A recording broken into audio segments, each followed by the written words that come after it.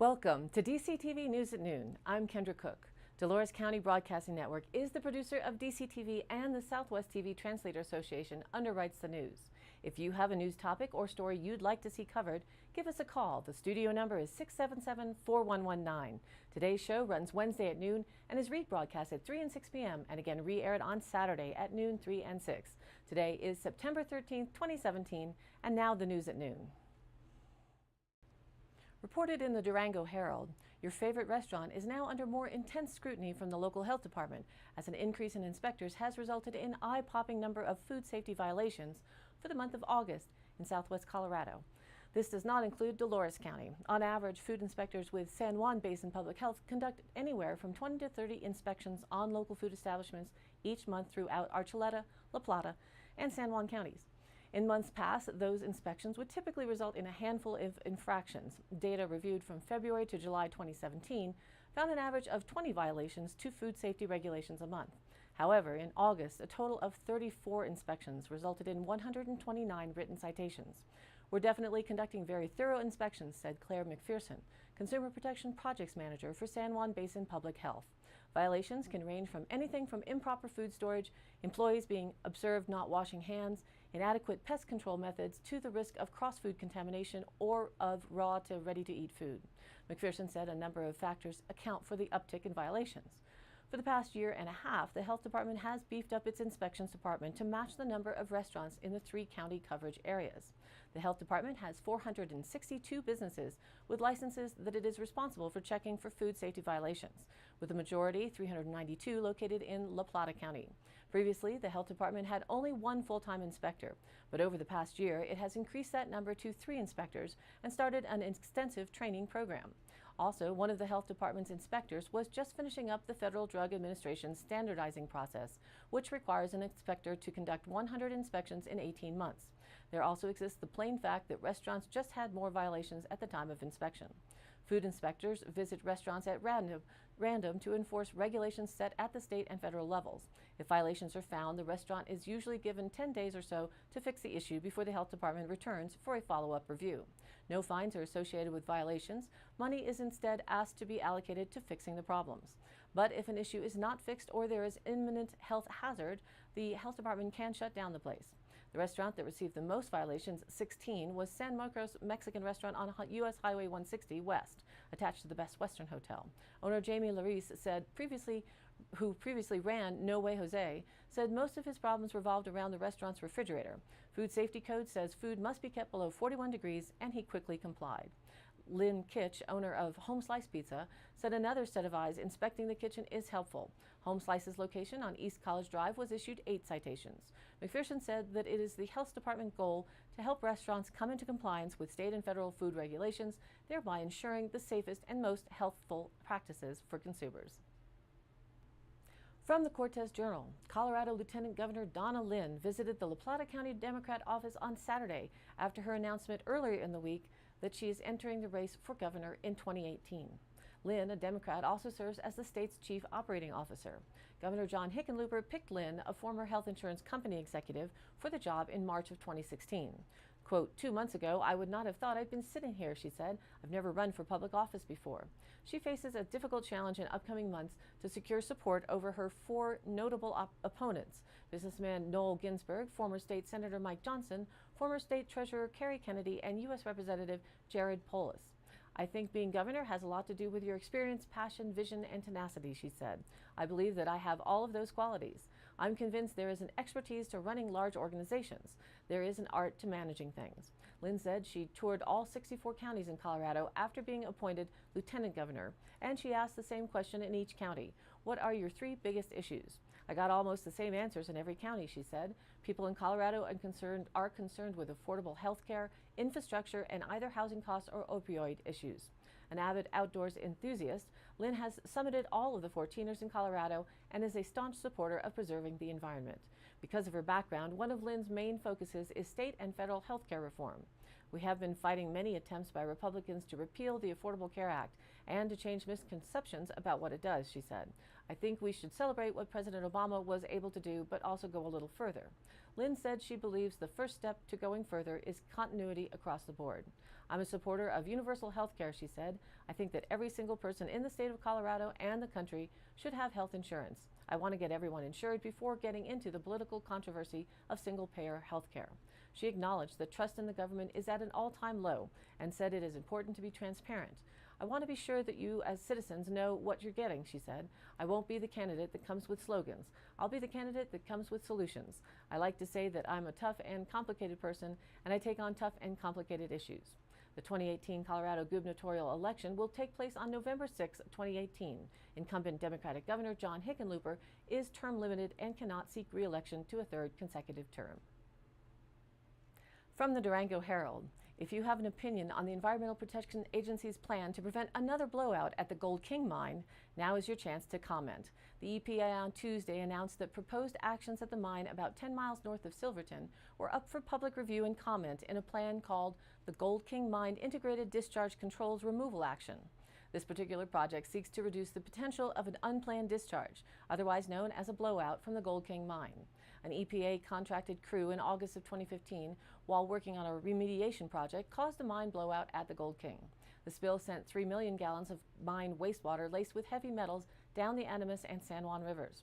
Since the spill, the EPA has stabilized the entrance of the Gold King with steel bracing and concrete reinforcement. However, in this most recent plan, it appears the EPA has already started the project for which it is now seeking public comment. According to the EPA's announcement on Tuesday, it asked the public to review and comment on a plan that calls for drilling a horizontal well within the entrance of the Gold King mine. However, in a September Bonita Peak Mining District update, the EPA sent out earlier this month said the agency has already started drilling the well and expects to be finished by mid-September. EPA representatives did not immediately respond to requests to clarify this matter. Other work includes installing a flow control structure within the mine entrance and building a berm outside the historic Level 7 mine entrance, the site of the 2015 blowout. Go online to epa.gov to view the entire document and learn how to comment. And now, let's take a look at our weather forecast. Our regional weather of interest to us is that the wet snow is possible coming over parts of the highest elevations of the northern Rockies Thursday evening and into Friday. An upper level troughing will move into the northern Rockies on Thursday into Thursday evening. Rain will develop over parts of the northern Rockies overnight Wednesday and continue into Thursday evening. On Thursday evening, wet snow will develop over parts of the highest elevations of the northern Rockies. Furthermore, an upper level low moving onshore over central California will move inland while weakening to parts of the southwest Great Basin by Thursday evening. Circulation around the upper level low will aid in pulling moisture off the Gulf of California and the Pacific into parts of the southwest that will weaken by Thursday afternoon. The moisture and the energy will aid in producing showers and thunderstorms over parts of central California into parts of the Great Basin and the southwest and parts of the southern central Rockies through Thursday evening. Nationally, temperatures will drop 10 to 15 degrees below average over parts of the Tennessee and Ohio valleys. Low pressure over the middle Mississippi Valley will slowly wind down and move into the western Ohio Valley while dissipating by Thursday afternoon. Rain will develop over parts of the Ohio-Tennessee valleys that will move into parts of the central southern Appalachians by Thursday evening. Moisture will flow off the Atlantic over parts of the mid-Atlantic and aid in developing showers and thunderstorms over parts of the area that will move into parts of the northern mid-Atlantic coast by Wednesday evening. Upper-level energy, once associated with Irma, will move over parts of the northeast on Thursday into Thursday evening. The energy will aid in producing showers and thunderstorms over parts of the northeast on Thursday.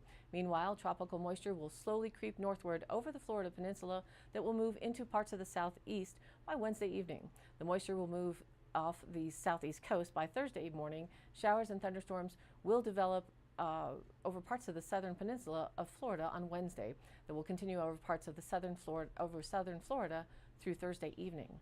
A stalled front extending from the upper Mississippi Valley into the northern central plains and then into parts of the northern high plains and the Great Basin will aid in developing showers and thunderstorms over parts of the northern central plains on Wednesday that will end by Wednesday evening.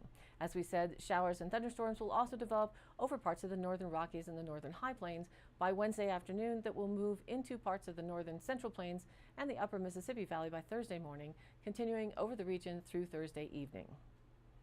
Locally, our 5-day outlook here in the Dove Creek area shows that chance of showers and thunderstorms developing Thursday into Friday, with one more day of hotter than normal high temperatures, with high again in the low 80s Thursday and then low to 54 overnight. And then we retreat back to closer to average temperatures, being in the low to mid 70s throughout the weekend and into Monday, with lows providing a nice cool for good sleeping weather in the upper 40s. And now back to the news. Reported in the Durango Herald, a U.S. district judge cited tribal sovereignty in dismissing a lawsuit aimed at shutting down a coal-fired power plant and adjacent mine near the Arizona-New Mexico border. The lawsuit by environmental groups was targeting the 2015 approval by the U.S. government of a lease extension for the Navajo mine and the Four Corners power plant, which has for decades provided electricity to customers throughout the Southwest. The groups argued that the Interior Department and other agencies did not consider clean energy alternatives or possible effects on endangered species in the region when they approved the 25-year extension. In the order issued Monday, Judge Stephen Logan of Phoenix tossed the case since the mine is owned by a corporation created by the Navajo Nation, which makes it immune from such legal challenges. The judge said the case could not move forward without the mine as a defendant. Navajo Transitional Energy Company was allowed to intervene in the case last fall, citing its interest in the operation of the mine. The company argued that if the environmental groups were successful in their challenge, the tribe's solvency and economic development strategies could be jeopardized. The Four Corners power plant is one of 3 coal-fired generating stations in the region that are scaling back operations as utilities shift toward natural gas and renewable sources such as solar due to regulations and economic forces. The Navajo generating station in northwestern Arizona is scheduled to close in 2019, but the Navajo Nation is pushing to keep it open longer. The San Juan generating station near Farmington, New Mexico, will be closing 2 of its stacks by the end of the year, and Four Corners has closed 3 of its units. As it braces for revenue and job losses expected with the ramping down of coal-fired generation, the Navajo Nation recently opened its first utility-scale solar farm near the sandstone buttes of Monument Valley. In addition, Navajo President Russell Begay signed an executive order last week aimed at building up the tribe's clean energy economy. And now for the Dolores County Sheriff's Roundup for the week of September 4th through the 10th. Multiple calls of a yearling bear cub in town eating fruit were referred to the DOW.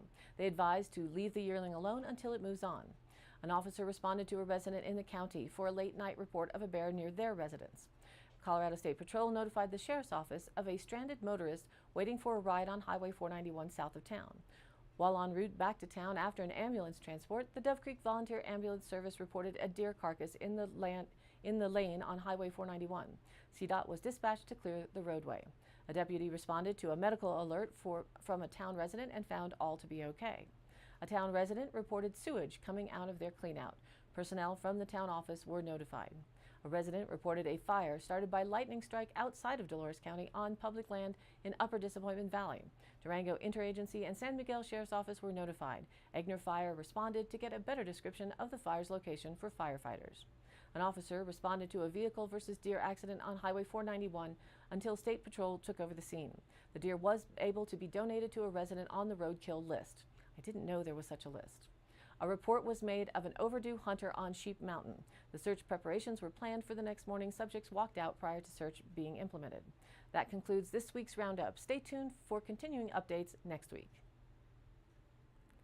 Today's High Canyon Country happenings. Saturday, September 16th, Autumn Arts Fest starts at 5 p.m. in downtown Durango, and it's free.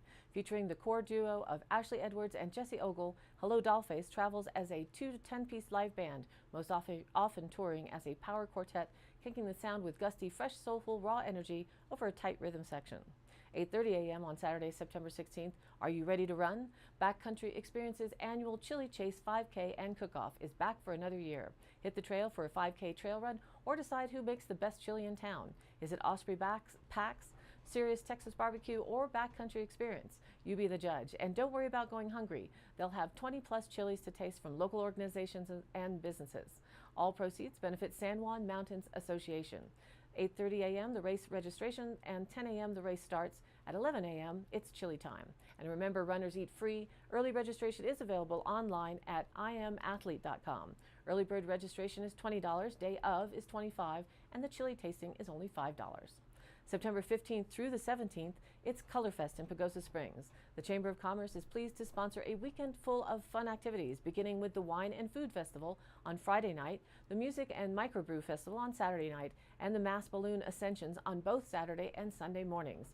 Go to pagosachamber.com for more details or to purchase tickets.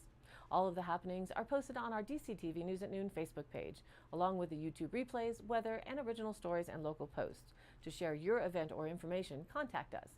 It's dcbnnews@gmail.com or call us at the station 677-4119 and we'll be sure to get your news on air.